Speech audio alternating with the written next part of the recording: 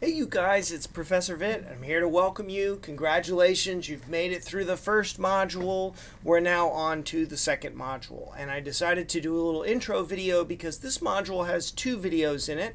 There's a little bit more material and I just wanted to make sure it was easy enough for you guys to navigate. So, a couple of things. This module is on sources. This module will close on September the 24th. Now, some people say, oh gosh, that's a lot of time. I've got all this time. And then they don't log in again until the 20th. And then, oh no, it's all over. I don't know that that's necessarily going to be your case, but just make sure, remember, once the module's closed, then that's it. So it's important to stay on top. So first video here, I'm going to go ahead and click on this, is on sources and something called spring-heeled jack, which is a really, here's our video popping open here.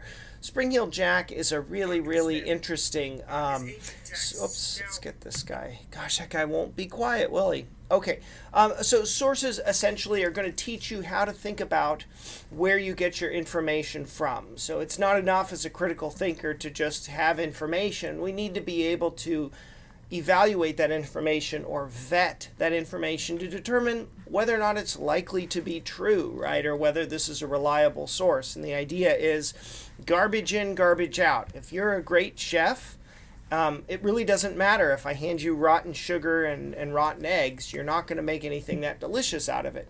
The same is true out of sources, right? If your sources are not good, the thoughts and conclusions which rest on those sources will be equally bad.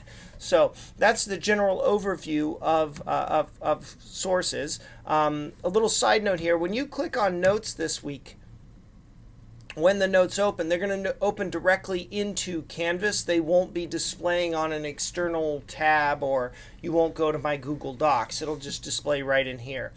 Let me know if this works or if this is bad. If this is a bad thing, I can certainly change it. But I think it'll be a little bit smoother for students. So that's the first video and the read and review notes. And then this one here is our second video. It's quiz 2 video. I guess I should call it video 2. But this has to do with you being your brain. And essentially what happens is we look at your brain from a certain perspective. And what it means is your brain has certain features which it has accumulated in the course of evolution. And although those features are very good, sometimes they're super efficient, they save us on calories and stuff, they're not always truth preserving. Another fancy way to say this is you're better at fooling yourself than you realize. And hopefully that video will help clarify some of that for you guys. Now, a couple of things here. Let me go back to the module here. I should have just gone back to previous. Here we go. With regard to astrology and stuff like that, I just want to stress to everybody, remember, the goal of this course isn't for Professor Vitt to find out whether you believe in astrology and then give you a grade based on that. In some very real sense, it doesn't matter to me what you think, right? What you believe. I care how you think or what reasons you have for thinking the way that you do. And so that's perfectly fine. I've had a number of students who are very into astrology and it's very meaningful to them. And they've done great in my class, right? They understand the arguments against this kind of interpretation. They don't ultimately find them satisfying or convincing, but they understand them. It's perfectly okay, right? What matters to me is that you develop your own convictions and your own beliefs, not ones that you think I need you to fake in order to get a good grade in the class, right? So let me know on that. If you have any questions or concerns about the material, let me know. Or if you feel something isn't quite fair or equitable or something, I'm always welcome to get the feedback. And then I had something else. The quiz is much bigger this week.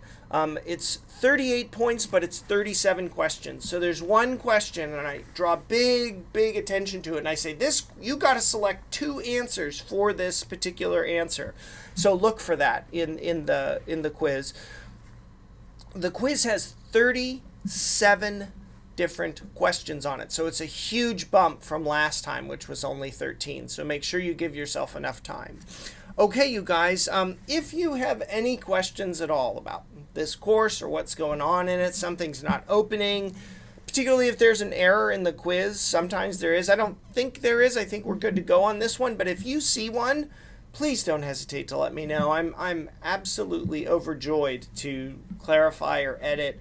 And, sometimes in an online class it can be very difficult to get in touch with the professor or to get something fixed. And the goal in this class is that you don't feel that way. So if you do have any questions, please just message me through Canvas, and I'll get right back to you.